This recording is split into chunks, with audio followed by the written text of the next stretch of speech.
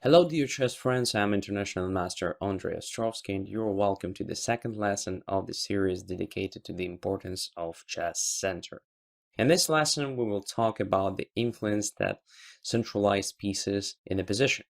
So this first example is taken from the game The Citizen Botvinnik and shows what happens when the one allows an opponent to get a strong position in a center.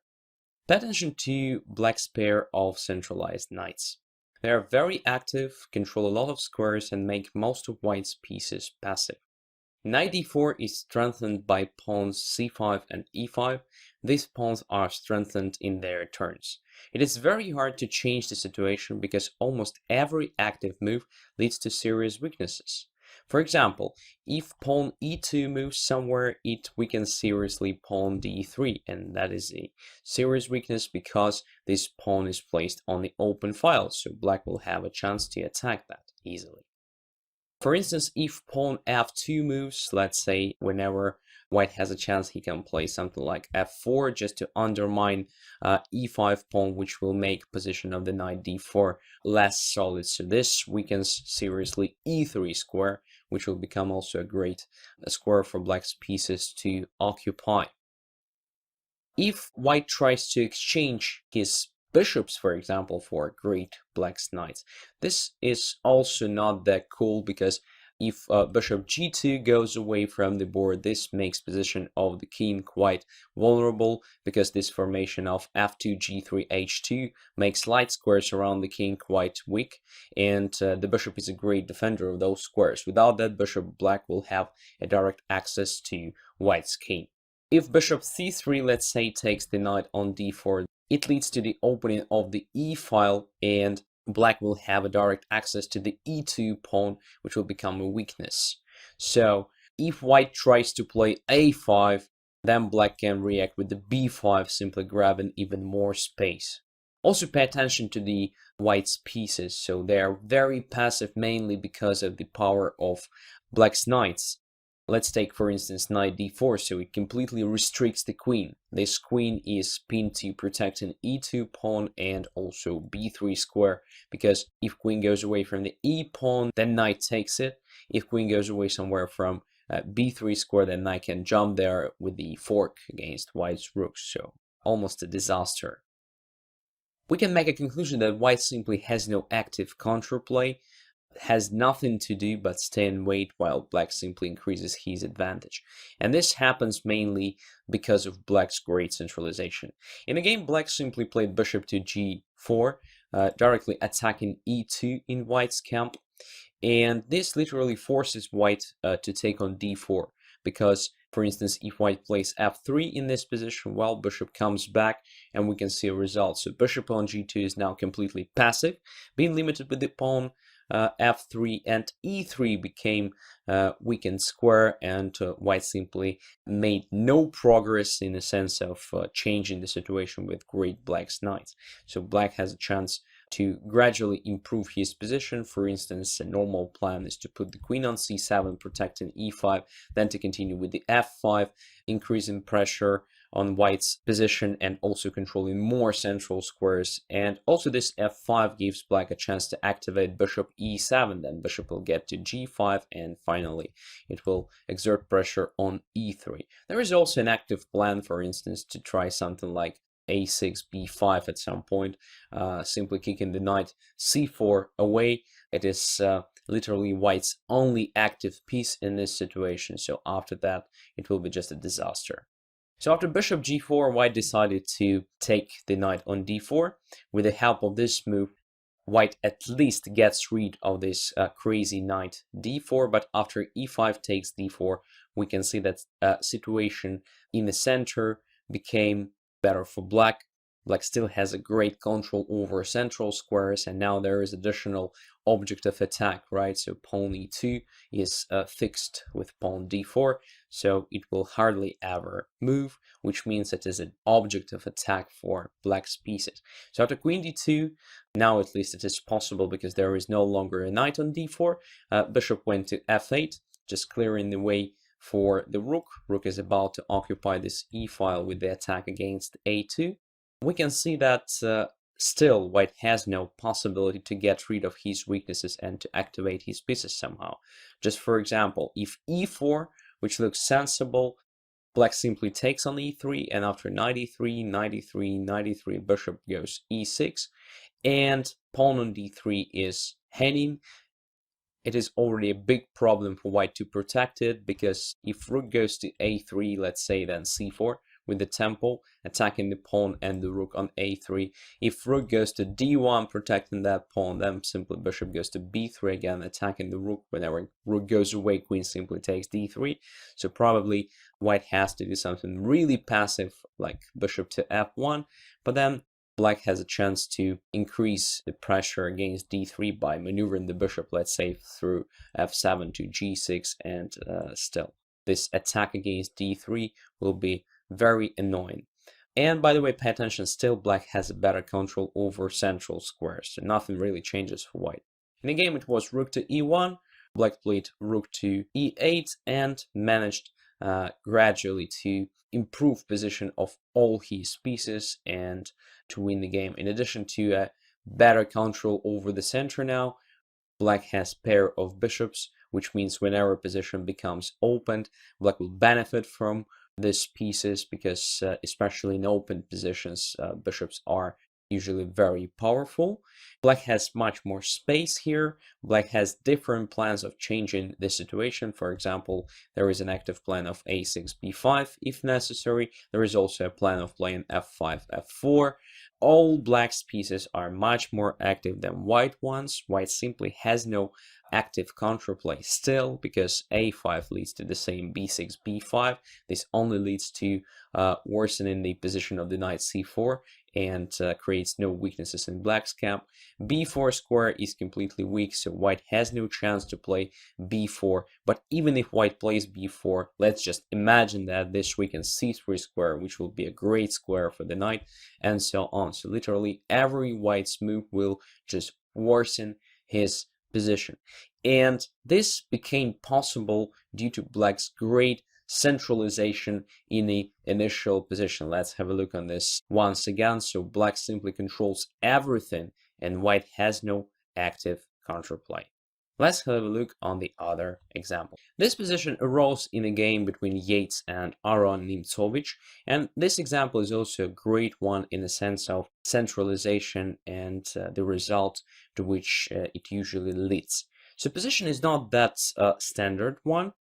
We can see that bishop on h3 is quite dubiously placed, but at the same time white has a pair of bishops, and this might be a problem for black, because this bishop c1, a dark squared bishop, has no counterpart. So if black does nothing and just waits, well, potentially it might be very dangerous. Just imagine this bishop somewhere on d6 and you will understand it will be just a disaster for black. So black has to do something actively to prevent the activation of that bishop at least. And black starts with the interesting move. It does bishop to f5. So there are several ideas. The first idea is, of course, to get rid of white's light squared bishop, which will mean white no longer has pair of bishops. So white will have no advantage, typical advantage for opened positions, pair of bishops. And this exchange, as we can see, is inevitable. Black created a positional threat of taking on h3, because in this case, if white takes with the pawn, you will see that those pawns are quite weak, doubled pawns, h3 and h2, and this weakens, of course, the king, because g2 covers the king from checks along a8, h1 diagonal, for instance. So white literally has two options here: to protect the bishop somehow or to take on f5. And white decided to protect the bishop because capture on f5 leads to knight takes f5, and this improves seriously position of the knight e7. So the knight occupies very good square, which is very hard for white to attack, which means the knight is here for a long time, a great outpost so-called.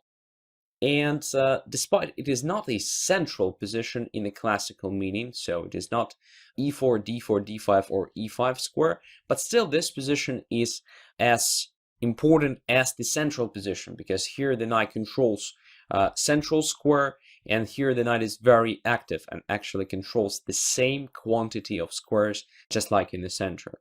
So remember, adjacent squares to the central squares are also very important, and it is a good idea in concrete positions to occupy them as well and to treat them the same way like central squares. So after knight f5, black has serious threats. For example, after knight f3, it's possible to play h4, and now black even threatens to play knight to g3, and if pawn takes, then pawn takes on g3 with the checkmate along the h file. This looks really dangerous for white, and white decided just to protect the bishop after bishop f5, so queen went to a3. And now black played a very good move, queen to b5. Very concrete move attacking the rook, but the point here is a bit different. So let's see what is going on. King goes to g1 to protect the rook, and now knight goes to b6. Now it's clear why black decided to move the queen away from b6 square, because it was the square designed for the knight. The knight simply goes to the center. It wants to occupy d5 square. And let's have a look why it is so important to have the knight exactly here. Queen went to f3, knight from b6 went to d5, and after b3, just a normal idea for white to continue development. Queen went back, rook goes to f2, and now let's have a look at this position and try to understand what changed if compared to the initial one for this example. So now the knight occupies central position.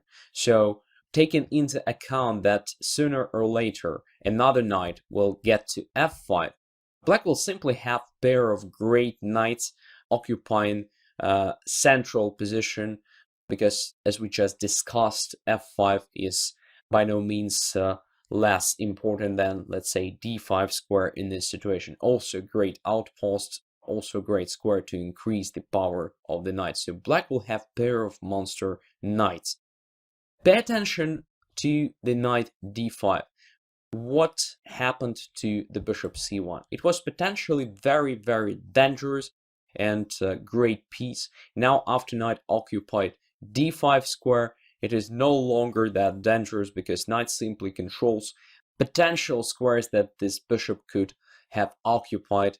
Let's say e3 is not possible to occupy, so this move is prevented. c3 is controlled, b4 is controlled. So this knight simply dominates this dark squared bishop.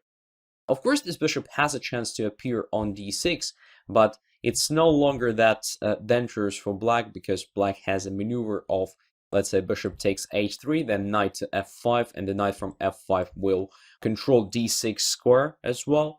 And sooner or later, this bishop will be simply kicked away from that active position, and, well, it will just remain passive. That's the point here. So the best option for black here was just to start the attack. It was possible after bishop g4, bishop takes, pawn takes, queen takes, and rook takes h2, one of a sudden, deflecting the king. And the point is that rook on f2 is vulnerable. Let's say queen takes g7, castles. So due to the power of this knight on d5, white can't complete a development in time. So black already has a great advantage in development. And after king h2, queen f2, we can see that black has great attacking chances, because all black's pieces are already in the game. White is still not developed. Pay attention again to this bishop. It is very bad, very passive. No useful work for this bishop on the board. The knight is hanging. Black is about to centralize another knight to occupy f5 square, and then just sooner or later to continue with the rook h8 with a decisive attack, okay? Also, there are a lot of different ideas after knight occupies f5. So, as we discussed in the first lesson, from the center, it is very easy to get to almost any square on the board. So now the knights are needed closer to opponent's king. So whenever knight occupies f5, it's possible to continue with a knight h4, attacking g2. Also a great maneuver is knight to d4 with the idea of knight f3. Knight e3 will become very dangerous, and so on. So many different attacking possibilities.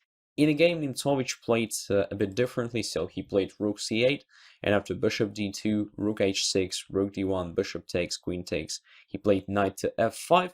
So black is still better because of the pair of these monster knights. controlling everything important in the center and also making white's pieces very passive. But still, that continuation with bishop g4 was much more promising. In that case, black could have won much easier, in my opinion. But still, the point is different. So black managed to change the evaluation of the position to his favor just because of the centralization. So let's have a look once again on this great maneuver. So black started with the bishop f5. After queen a3, queen to b5, attacking the rook, everything is forced. And after king g1, just knight b6, and the next move, knight e5. So centralization changed the situation on the board dramatically. So now the potentially active bishop c1 appeared very passive, dominated by the central knight d5. Thanks for your attention. See you next lessons.